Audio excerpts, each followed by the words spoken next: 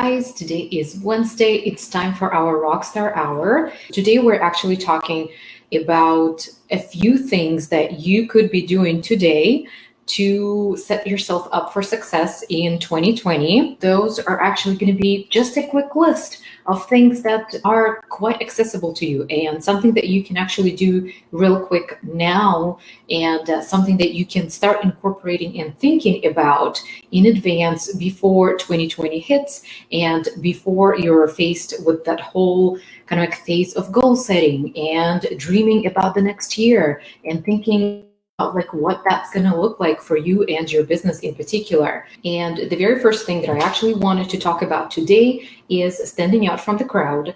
And this is something that I feel like I actually bring up often, and only because there's so much competition that we always see that's out there. There's competition in our virtual professional industry. There's competition might be in your niche, in your specialization. You might be looking up to other industry leaders and experts that are doing really well. At least that's how their social media makes it look like. With more experience, I feel like with more of the talents, qualities, and skills that you build up through running your own business, you will be able to eventually arrive at a point where you have a choice between just continuing doing general work, and that could be actually applicable to all of the virtual assistants, where you can be just a general virtual assistant, nothing wrong with that, or you can start considering specialization and maybe selecting your niche.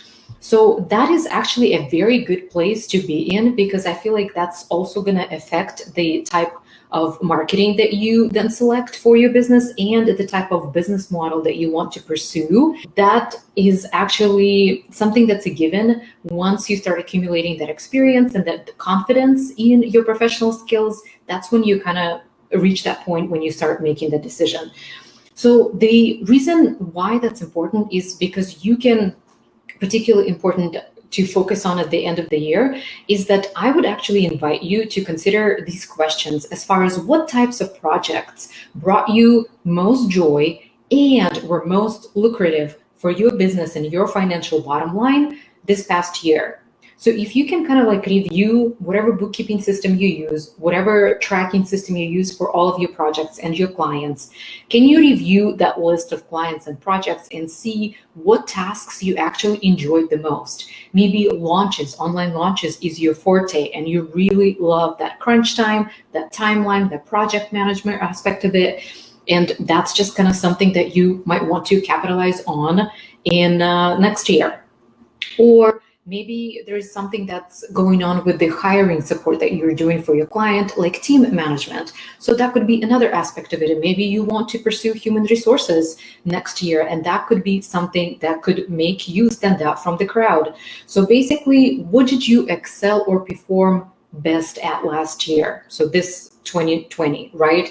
And what were the most lucrative clients and projects? So that's something that I want you to focus on, but not only from the lucrative side, but also something that actually brought you joy and something that you would want to invite into your professional space in 2021. So once you actually start feeling more confident and comfortable with the projects that you perform, that would be actually a very good indicator that you're probably reaching the point when you can start thinking about specializing or your niche. Something that you can start really focusing on, maybe when you are having those discovery conversations and clarity calls with your potential clients, you can mention those types of skills and those types of projects that are more specialized and that you actually enjoy doing the most first. When you're telling them, here's what I can do for you, that kind of like inevitably will start qualifying or will start that selective process for your business, as far as for the clients who really want to do, or for you to perform those types of services. They're going to say, heck yeah, I want to work with you. This is exactly what I'm looking for. Or there might be a different response where there's like, well, yes, I do want you to do these tasks, and at the same time, I also need support with that. And that's when you make a decision whether you really want to just niche down and specialize in those tasks, or if you actually don't mind supporting them in other projects as well. And that's what actually makes us go through our client list. So that's number 2 on our things to do at the end of this year, is reviewing your client list. This is when I invite you to take a look at all of your active clients and your past clients. And with your active clients, I would love for you to make a decision as far as, are there any red flags? Are there any things that you do not enjoy when it comes to working with your clients, or you don't enjoy doing for your clients? And is there any opportunities for improvement of those working relationships? With your past clients, I also want you to use that historical data for the review of the projects that you really enjoyed working with them on, and also keeping them in mind as far as some of the potential clients to maybe have a one-off project be done for. Just maybe pitching that, checking in with them, following up how they're doing, how they're finishing up their year, or maybe asking for an ongoing project or ongoing support that they might need, and they just haven't thought maybe of you, or just haven't had a space to actually think about it, period. And your pitch or your proposal might be coming at a very good time. And just keep in mind that usually a lot of entrepreneurs start launching in the beginning of the year. So that might also be a very good time for you if you enjoy managing launches, or at least helping and being part of that support team for launches, again, to pitch your services and remind people that they will remind your potential clients and entrepreneurs that they will need that support team if they want their launch to be a success. So that's the review of your client list. I would definitely invite you to take a look at what does your roster look like. And unfortunately, not every working relationship is always successful. And I feel like once you start maybe weeding out the clients with the red flags and the tasks that you actually don't enjoy performing, and maybe there's just some kind of friction in that working relationship, so if you consider dropping them, that will create space for the new clients to come in, and maybe the tasks, to invite more tasks in that you will enjoy doing. And then also, when you drop in your existing client, just make sure that you have a very solid offboarding process, because that's just as important as your onboarding. Just making sure that you don't burn the bridges, that you keep that nice impression going even during the completion process of your work together, and that you leave a very good impression till the very last minute of your interaction, and maybe occasionally following up with them. Also, another good offboarding trick, I would say, is to always offer to find another person, or at least your replacement, or at least to help train them. So that could be another good option to consider during the offboarding process. And then when you're running your own business, and when you're actually building up your client portfolio, which is you in your business, because you're an independent contractor, you're a freelancer, you're a remote rock star, marketing your services 24/7 is absolutely essential. And that's why I always mention all the Facebook groups that you can be a part of, and delicately, kind of gently mentioning sometimes maybe your services, or just giving advice and recommendations from your professional side as far as how you would go about doing some of the things.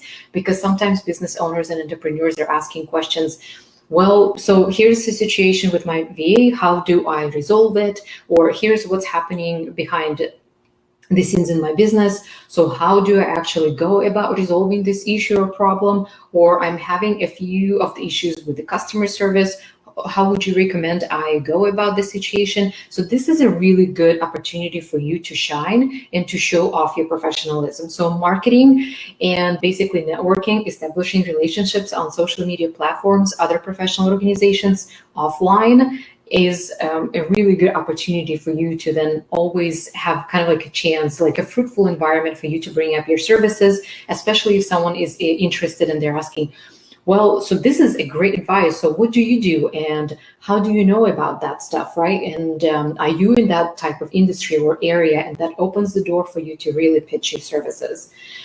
So another thing that I feel like is important for us to definitely talk about is sprucing up your online visibility as far as your website, your social media networks, and adding those client testimonials. So what could be a great opportunity moment is for you to capitalize on the free social media accounts that could be part of your business visibility platform, right? Like your business page on Facebook, your Instagram page that's also related to your business, and then your LinkedIn company profile. So all of those are free and absolutely easy to run. I would say you can focus on just one platform and just work that platform solely. And you know what, there's actually nothing wrong with that particular focus. And in fact, once you actually feel completely solid on that platform and you already have a very much established following, then you can consider adding another platform to your roster so that it doesn't become overwhelming and that you can really actually capitalize on generating leads and engagement on one platform at a time. So with a website, there are so many different platforms these days that are just click, drag and drop, and they're very easy to maintain and very easy to use. So what I would recommend is to maybe start a blog. So that again could be a great opportunity for you to raise your credibility marker, because you are providing your professional recommendations, and maybe the topics that you actually discuss in your blog articles revolves just around that industry that you're in. Again, showing off your professionalism and your experience. And then another thing is maybe adding your professional portfolio to your website, especially if you design it in Canva. It's just so easy to transfer those graphics onto the website. And also mentioning your professional portfolio on your social media business pages. I feel like that could also be a very easy thing to use. And also, I would say following some companies and industry leaders that you look up to for inspiration, but not comparison. That would be definitely my invitation for you.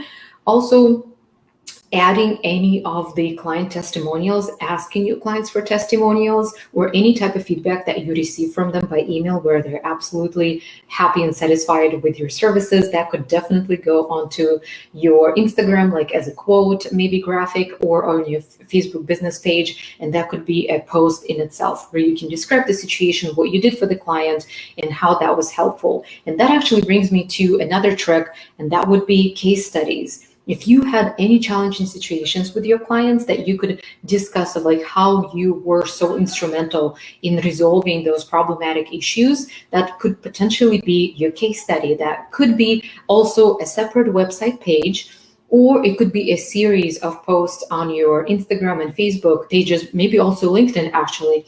And that could just be its own separate post series with a description of different challenging situations where you stepped in and where you were absolutely instrumental in helping and resolving the issues. Another thing that I would actually encourage you to do, and that is something that should be done on a recurring basis, maybe if not quarterly, at least twice a year, and definitely every year, especially if you work on a contract basis with your client, which I always recommend to have a contract, not only just to document the terms and conditions of your working relationships, but also to have that expiration date in your working relationship that gives you the opportunity to then revise some of the terms, and that includes your rates as well. So review your rates and see if there are any opportunities to maybe increase your hourly rate or your retainer rate. Again, depending on the type of work that you do for your client, because I know that some members in our group are virtual assistants who are already looking to become online business managers or BMs, right? So an OBM is a step up from a virtual assistant, and that definitely means that you should be paid a higher hourly rate as well. So if you're looking to increase your rate, and if you're noticing when you review your client portfolio that some of the, or majority maybe of the tasks that you do for your clients actually qualify under the OBM set of responsibilities and rates as far as like how much of the management support you provide. So that could be a potential opportunity for you to either notify your clients that comes January 2021, I am going to be increasing my rates, or just having a conversation with them in advance, at least give them 1 month to mull it over and to maybe negotiate. but basically letting them know that you will be increasing your rates. And then if there is some talents and skills and some of the unique experiences that were part of your professional tool belt in this past year, and that you feel like actually increased your experience level, then it also is a very good sign that right now is a very good chance or a very good time for you to start increasing your rates. So take all of these little things into consideration. Take a look at your active client roster and then see maybe who is going to be absolutely welcome or open to this opportunity, maybe who might give you a little bit of a hard time, maybe giving some people more time to think than others, and maybe also establishing a date in the future in 2021 when you would like to come back to this conversation if they need a little bit more time to think or their business needs a little bit more time. Anyways, start opening those doors for your business to grow and then to start generating more revenue. And we are ultimately nearing the end of the year. There will be so many little things that pop up here and there that people start talking about goal setting, right? Like I mentioned in the beginning, people start talking about end of the year accounting and bookkeeping. Definitely keeping all of your records in order. That's always my advice.